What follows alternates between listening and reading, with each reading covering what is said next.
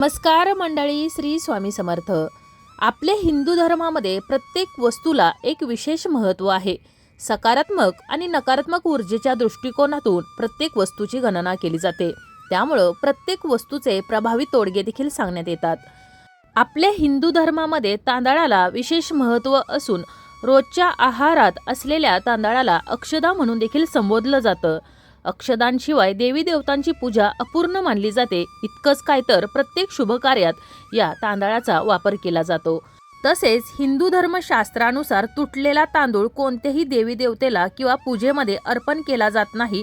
वास्तविक पाहता अक्षदा हे परिपूर्णतेचं प्रतीक मानलं जातं आणि त्यामुळे तुटलेला तांदूळ हा कधीही देवाला अर्पण केला जात नाही। असं करणं अशुभ मानलं जातं। तर अशा या अत्यंत पवित्र असलेल्या अक्षदांचा उपाय आपण आज या व्हिडिओमध्ये जाणून घेणार आहोत।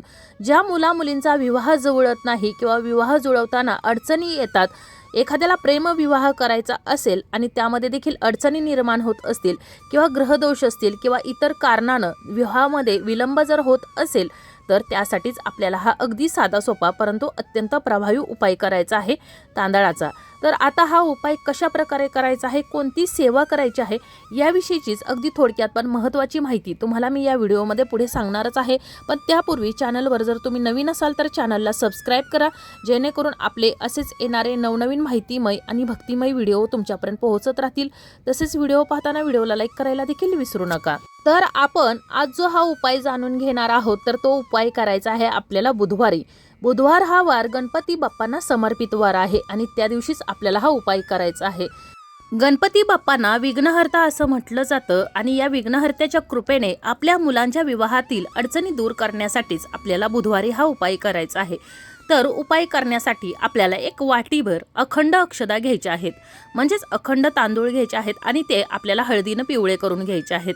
त्यानंतर उपाय करण्यापूर्वी म्हणजे सकाळी आपल्याला बुधवारी हा उपाय करायचा आहे। उपाय करण्यापूर्वी ज्या वेळेला आपली मुलं अंघोळ करत असतील तर त्या अंघोळीच्या पाण्यामध्ये थोडीशी हळद आणि थोडेसे खडे मीठ टाकायचं आहे, जेणेकरून आपल्या मुलांच्या शरीरावर जी नकारात्मकता पसरलेली आहे तर ती दूर होण्यास मदत होणार आहे।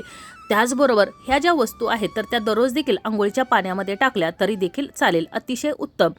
त्यानंतर आपला जो घराचा मुख्य दरवाजा आहे, उंबरटा आहे, तर त्यावरती देखील हळदीनं लेपन करायचं आहे, जेणेकरून आपल्या घरामध्ये कोणतंही विघ्न संकट अडचण येत नाही।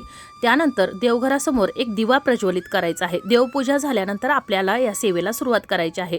तर सर्वप्रथम एक दिवा प्रज्वलित करायचा आहे, त्यानंतरच आपल्याला या उपायाला सुरुवात करायची आहे। तर या अक्षदांसोबतच आपल्याला लागणार आहे एक सुपारी।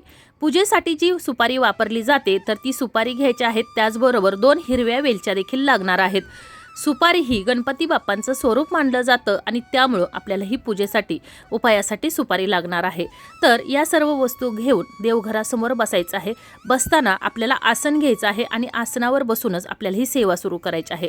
तर या ज्या घेतलेल्या वाटीभर अक्षदा आहेत तर त्या ज्या ठिकाणी गणपती बाप्पांची मूर्ती असेल किंवा प्रतिमा असेल तर त्या ठिकाणी ठेवायच्या आहेत आणि यातील एक मुठभर अक्षदा आपल्या उजव्या हातामध्ये घ्यायच्या आहेत। त्यानंतर ओम गण गणपते नमः या मंत्राचा 108 वेळा जप करायचा आहे। तुमची जी कुलदेवता आहे तर तिचं 108 वेळा नामस्मरण करायचं आहे। त्याचबरोबर गणपती बाप्पांचं तुम्हाला कोणतंही एखादं स्तोत्र येत असेल तर ते देखील पठण करायचं आहे आणि या ज्या मुठभर अक्षदा आहेत तर त्या अभिमंत्रित करायच्या आहेत। या अक्षदा हातात ठेवूनच आपल्या मुलांच्या विवाहासंबंधी जी काही अडचण असेल, जे काही समस्या निर्माण होत असेल, प्रेमविवाह करायचा असेल किंवा मनासारखं स्थळ येत नसेल किंवा विवाह ठरत असेल पण काही कारणानं जर तो विवाह मोडत असेल किंवा इतर जर काही कारणं असतील, ग्रहदोष असतील, तर ते तुम्हाला या मुठभर तांदळावरती बोलून दाखवायचे आहेत। त्यानंतर एक हिरव्या रंगाचा कपडा घ्यायचा आहे किंवा तुम्ही लाल रंगाचा देखील घेऊ शकता। त्यावरती हे जे मुठभर तांदूळ आहेत तर ते ठेवायचे आहेत। आपण ज्या 2 हिरव्या वेलच्या घेतलेल्या आहेत तर त्यातील एक हिरवी वेलची ठेवायची आहे, त्याची एक पोटली तयार करायची आहे। त्यानंतर पुन्हा एकदा या वाटीतील एक मुठभर अक्षदा उजव्या हातामध्ये घ्यायची आहेत, त्यामध्ये तुम्ही हिरवी वेलची एक घ्यायची आहे आणि त्यानंतर तुम्हाला ओम नमः शिवाय या मंत्राचा 108 वेळा जप करायचा आहे आणि या अक्षदा पुन्हा एकदा अभिमंत्रित करायच्या आहेत। त्यानंतर तुम्हाला एखादा लाल रंगाचा कपडा असेल किंवा पांढऱ्या रंगाचा घेतला रुमाल तरी देखील चालेल, वस्त्र घेताना नवीनच असावं। त्यावरती या मुठभर अक्षदा ठेवायच्या आहेत आणि जी वेलची आहे तर ती ठेवायची आहे, याची एक पोटली तयार करायची आहे।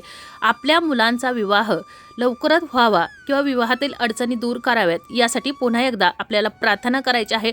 भगवान शिव आणि माता पार्वती सारखा जोडा आपल्या मुलांचाही जमावा यासाठीच आपल्याला ही उपाय करायचे आहे।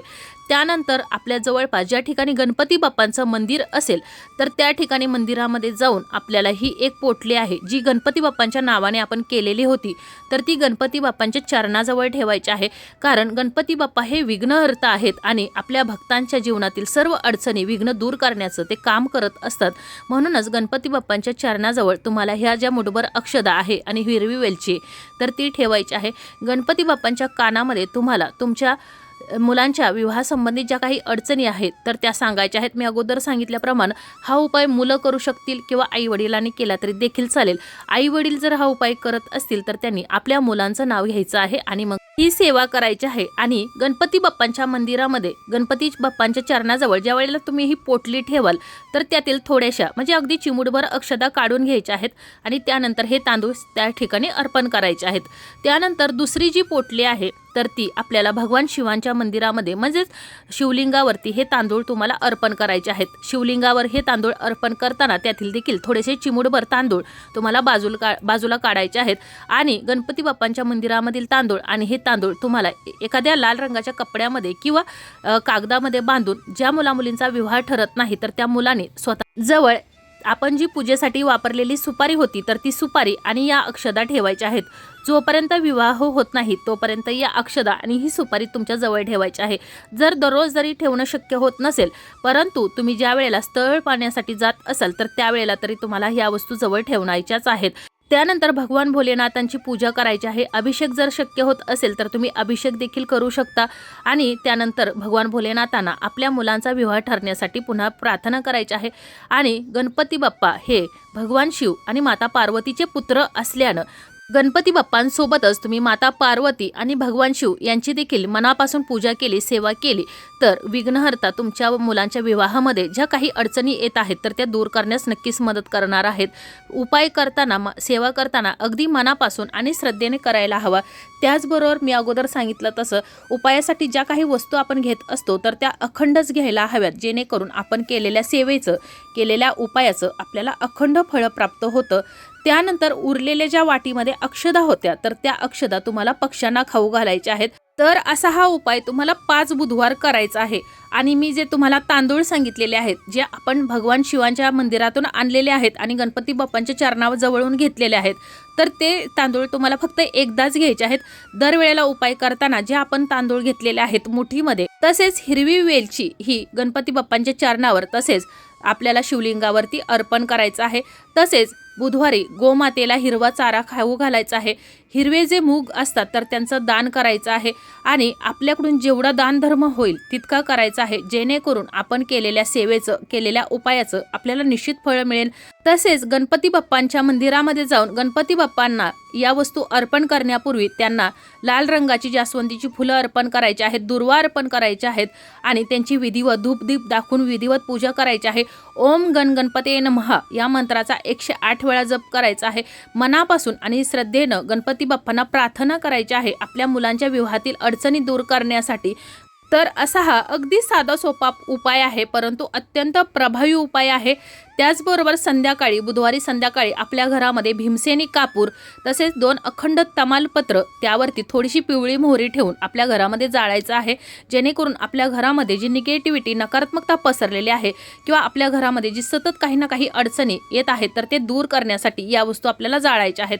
उपाय करताना ते अगदी साधे सोपे असतात परंतु अत्यंत प्रभावी असतात। फक्त उपाय करताना मनापासून श्रद्धेने करायला हवेत।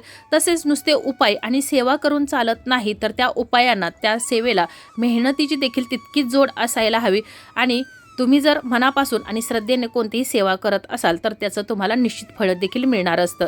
तर अशा प्रकारे आपण आज या व्हिडिओमध्ये विवाह जमवताना जर अडचणी निर्माण होत असतील किंवा मनासारखं स्थळ येत नसेल, प्रेमविवाह करायचा असेल त्यामध्ये अडचणी येत असतील तर त्यासाठी आपल्याला अखंड अक्षदांचा उपाय काय करायचा आहे, कशा प्रकारे करायचा आहे याविषयीची माहिती जाणून घेतलेली आहे। तरी देखील तुमच्या काही समस्या असतील, अडचणी असतील तर तुम्ही मला कमेंटमध्ये विचारू शकता। माहिती आवडली असेल तर व्हिडिओला लाईक करा, चॅनलला सबस्क्राईब करा आणि हा व्हिडिओ जास्तीत जास्त शेअर करा। धन्यवाद।